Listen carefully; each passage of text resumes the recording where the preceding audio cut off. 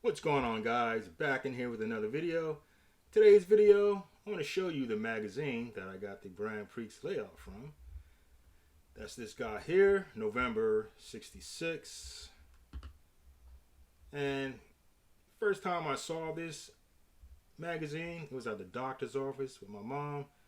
They had like a stack of Boys Life magazines that they were trying to give away. I guess over the years they accumulated so many. And they offered for me to take some. So I grabbed a handful. And one of them had to be this guy right here.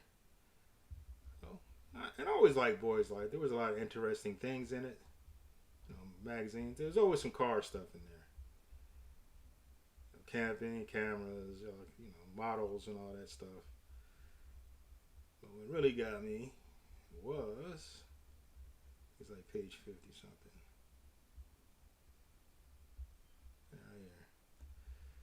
This. And this article has the layout, the build plans and all that stuff. So it's a good article. And this was the first time I ever saw a landscape layout. So it blew me away. The tunnel. I like the markings on the track, which they abandoned. That's when they went to the FX. Aurora FX. So I like this right here. The trestles. That was a neat idea. It looks good. Here are the plans. And one of the problems that I ran into is, well, several of the problems.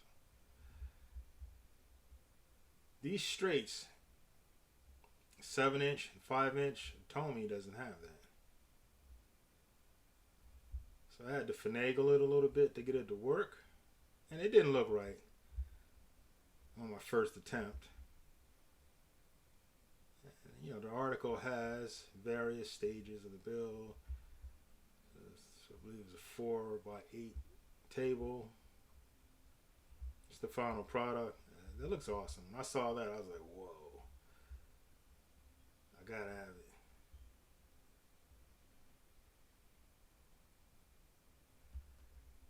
So let me take you through my stages of playing around with this.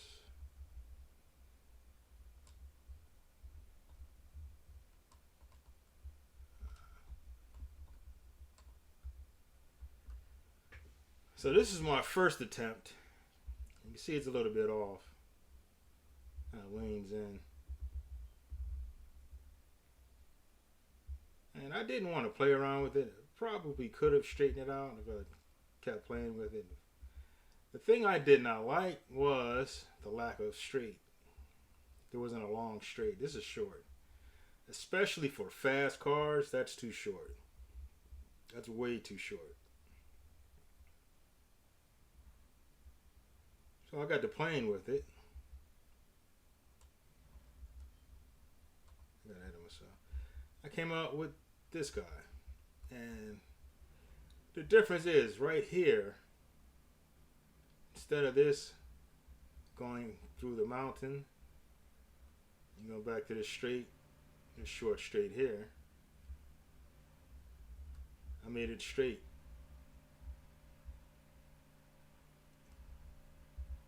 To the back, and it went around here. See, this is 5x9, so there was enough room to stretch it out a little bit. And that gave me a nice little straight in the back and one in the front. Which is good for faster cars. And give you a chance to open them up a little bit. And it's still kind of short for those. When you have the ludicrous speed cars, you need a long straight to really open them up.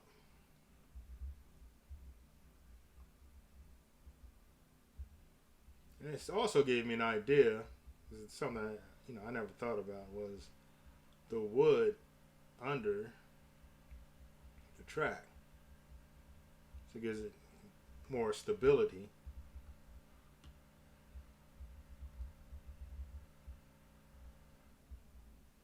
But my final version, Oh, another thing that I didn't like when it was this guy here. This is a Lifelike rail crossing.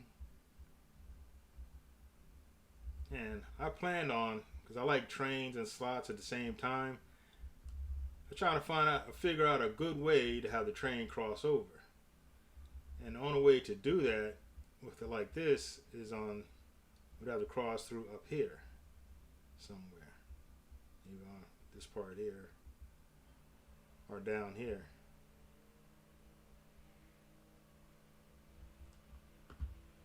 So I wasn't too happy about that, and that's when I came out with there's another reason why I came with this, because now if you make an oval train layout, you can have it cross over here. It's still basic in this spot, but it was just a better place for the rail crossing. And I had to use flex track to make it fit, just a little finagling to get it to work. But the final version was this guy here. You can see here I made the wood a little bit wider so it could fit the aprons. And the reason why I did that was because I don't like the guardrail to be on the outside of the track, because it gives the guy on the outside lane an advantage where he could just ride the rails, and the guy on the inside would have to slow down. Well, with this, as you can see down here, I put the guardrail on the outside of the skirt or the apron, and thereby this guy here can't ride the rail. But it also gives them room to slide, because without the apron, the guy on the outside lane, if he slides off the track. That's something that I never liked. The tracks are kind of skinny. They never made the tracks wider like they should have, but we'll save that for another story. Well, another thing, I use 1/43rd scale railing because it is a little higher and it keeps the cars on the track more, except for the ludicrous speed cars. This styrofoam, this came from a printer box, and I used to throw them away all the time. And one day, I was waiting for the printer to install. I looked at it. I'm like, because it was sitting on a desk. I'm like, that would make a nice tunnel. And I could just landscape it, fill it in and landscape it. And the train also fit under the tunnel, which was a good thing. But it just goes to show you never know when you're going to find what you need. Now, one man's trash is another man's treasure. And this one here, this is a Tyco cross. I changed that because the Lifelike, the rails are real high, and some of the cars got stuck. Like the LMPs and a couple of Tycos, they got stuck. The wide body Tycos, they got stuck on the Lifelike track. Also, another thing I did, if we go back here, this corkscrew here has 9-inch turns. This is 12. So it made it fit a little bit better.